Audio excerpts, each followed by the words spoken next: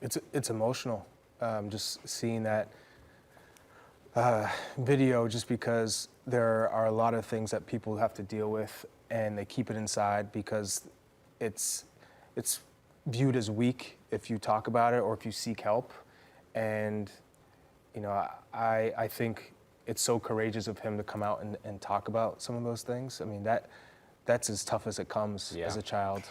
It's crazy too, because there was a moment where Dele Alli was at the top of his game. I mean, the way that we were speaking about him as a player. Remember the goal against Crystal Palace? Yes, I mean, it was incredible, and that sort of fall from grace. I think a lot of people were asking the question, what happened? What happened to Dele Alli? And now we know, and it's horrifying. And you said it, Charlie. I mean, just a massive amount of the amount of courage it took to come forward and talk about what he was actually dealing with. What's super interesting here is how far in England and the UK the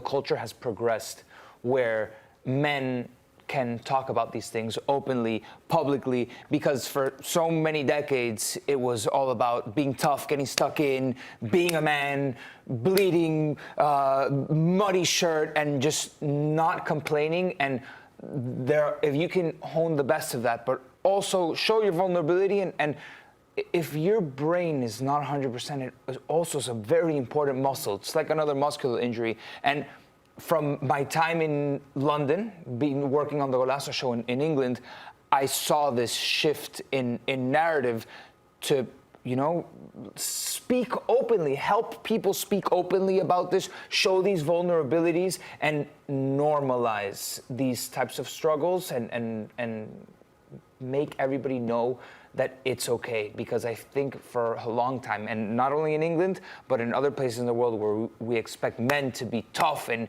gritty and not show emotion, a lot of people have bottled up that weakness, and I think now we're realizing that maybe that's not the way to go. Yeah, and not just men. These are That's footballers. True, yeah. Footballers. And I do think it also shines a light on the responsibility of the staff and the coaching. You played at a very high level. I obviously didn't. But the thing you hear a lot from players is, it's a family in that locker room. We're all brothers. It's a family. Sometimes in family, you have to put your arm around somebody. It's not just, hey, you're not doing it on the field. It's why aren't you doing it on the field? When I was a manager of a sales team, one of the first things they tell you is when someone's not performing, it's not about, go get your numbers up. It's find out why they're not performing to that expectation. So seeing this and seeing what you said, and let's call it what it is, toxic masculinity, which yes, can be overused, but what stops somebody from saying is, I'm in pain, I'm hurt, and self-medicating, is because they feel they're not going to get support when they say it. So to be at the point where now the majority of us are saying, I wish we would have known earlier. I wish we would be able to support someone like Dele Alli, and getting the outpouring of love is a massive positive step moving forward. But the thing he touched on is when they're not performing, figuring out what's up. Yeah. It's when they are performing. To have that connection and that support while you're doing it, because it's easy to say, this guy, something's up with this guy. But you're not willing to open up. I've played with so many players who are dealing with things off the field, whether it's family issues, health issues, and they're never gonna allow you in because you feel like at this point, I'm not gonna open up now and become weak. I have to just put my head down and keep focusing and just say, it's nothing, I'm not in good form. Was it like that in France, Sweden, and Denmark?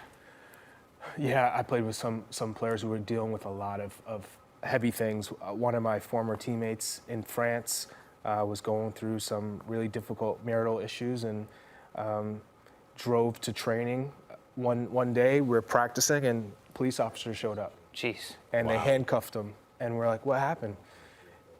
All the way to the training stadium from his place, he crashed into multiple signs and street lamps, fences, and we all could see he was visibly drunk at practice, and so that's just one player that I can think of. Wow. I mean, there is a lot of instances where players are keeping big secrets in. They're dealing with a lot of serious issues, whether it's children at home that are sick or marital issues, family issues, asking for money. It can be very difficult and daunting to be a professional athlete. Yeah. to remind you they're human beings. I know, and exactly. Especially exactly. if at a young age and during your upbringing, you're not given the tools, or at least your surrounding and your context doesn't help you become stronger mentally or learn how to deal with these things. And then you're thrust into the limelight as a professional footballer, suddenly making a lot more than probably the rest of the people that are surrounding you.